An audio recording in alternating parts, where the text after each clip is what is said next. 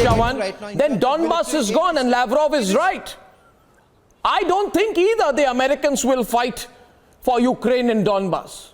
I don't think anyone from NATO is going to fight the Russians in Donbass. I think that appears to be a foregone conclusion as far as I'm concerned. Dr. Marcus, what do you think? From London, Dr. Marcus, please come into the debate along with Anders Kaur from London as well. Dr. Marcus, what do you think? Is Donbass gone?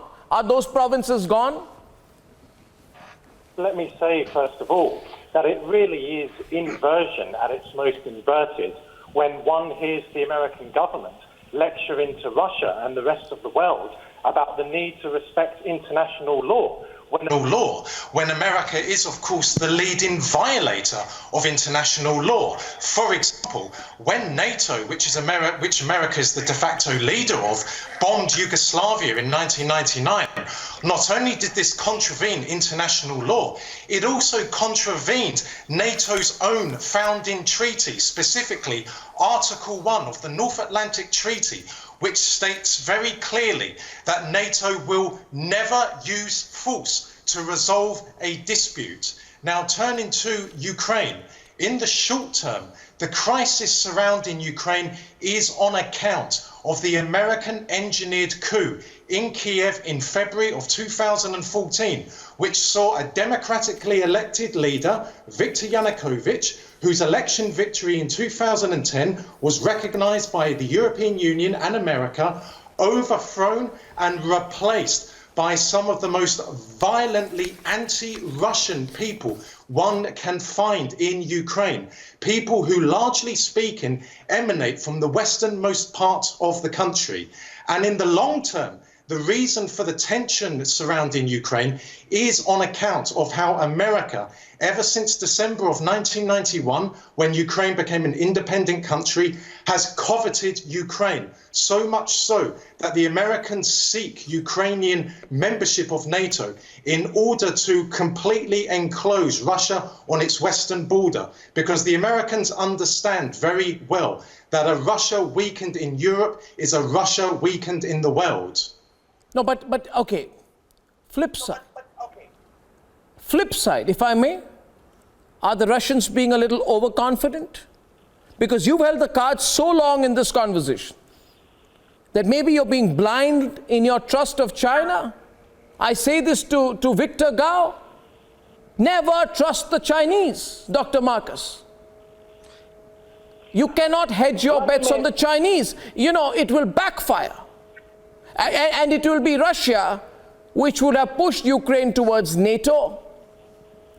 Can it not backfire for Russia? Tatiana, do you think it will not backfire for Russia?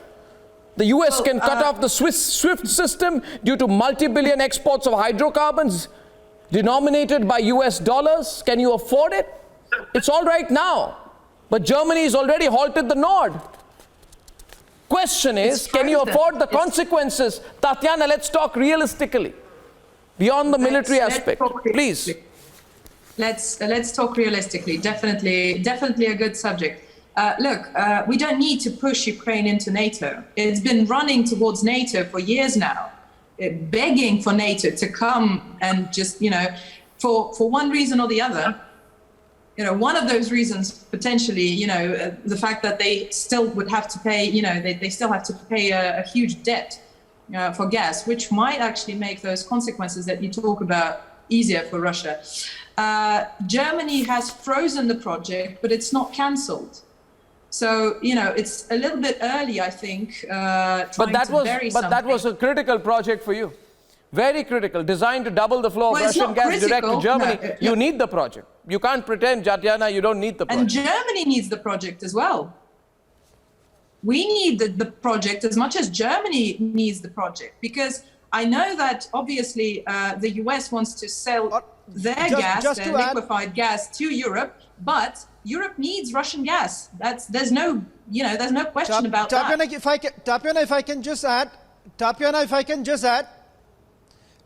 I can just add one simple point here. As far as the Ukrainians are concerned, Tatiana, the Ukrainian ambassador to United Kingdom spoke about the NATO membership, and they were saying that they are willing to discuss about it.